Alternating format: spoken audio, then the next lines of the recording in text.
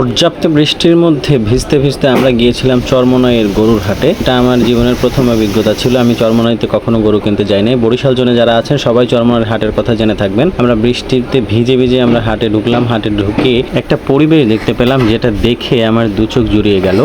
নিচে সবুজ মাঠ, পাশে নদী, উপরে আকাশ, বড় বড় ইমারতের মাঝখানে হাট বসেছে। আমি যখন প্রথমে ঢুকলাম ভাবলাম অনেক কম গরু এসেছে, কিন্তু পরে জানতে পারলাম বা আপনাদের আস্তে আস্তে দেখাবো যে আসলে মেইন বা বড় হাট এইখানেই না, এটার দ্বিতীয় নাম্বার মাঠে অনেক বেশি গরু আছে।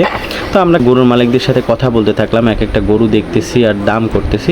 আমার মনে হলো অন্য হাটের তুলনায় এইখানে অনেক কম দামে গরু পাওয়া যায়, অথবা আমরা যেই হাটটায় গিয়েছিলাম সেই হাটে দাম কম ছিল। এই একটা শাহিওয়াল গরু, এইটার আমরা দাম বলেছিলাম 1,50,000, কিন্তু সে আমাদেরকে দেয়নি, 1,80,000 টাকা আমাদের কাছে চেয়েছিল। এভাবে করে এক একটা দেখতে থাকি। এই গরুটার দাম 1,90,000 আমাদের কাছে চাওয়া হয়েছে, আমরা এটাকে 1,60,000 টাকা বলেছিলাম।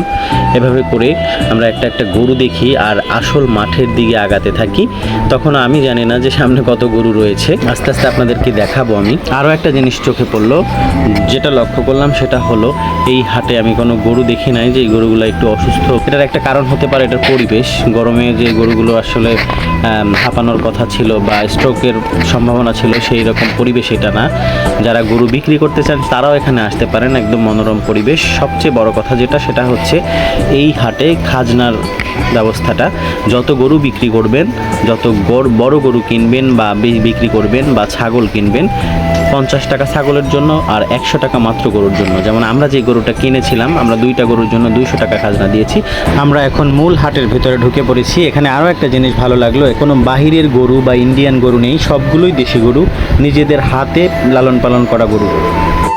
আমরা শেষ পর্যন্ত এই গরুটাকে পছন্দ করেছিলাম, এই গরুটাকে আমরা নিয়ে নিই। কিন্তু এই গরুটা কেনার পরেও 1 লাখ বাসায় আনতে প্রায় 1,69,000 টাকা খরচ গেছে, কিন্তু এটা খাজনা দিতে হয়েছে মাত্র 100 টাকা, যেটা অন্য হাটে হ্যাসেলে পড়তে হয় অনেক পাইকারদের অথবা অনেক ব্যবসায়ীদের। টাকা বুঝতে পাইছেন আপনারা সবাই? জি জি।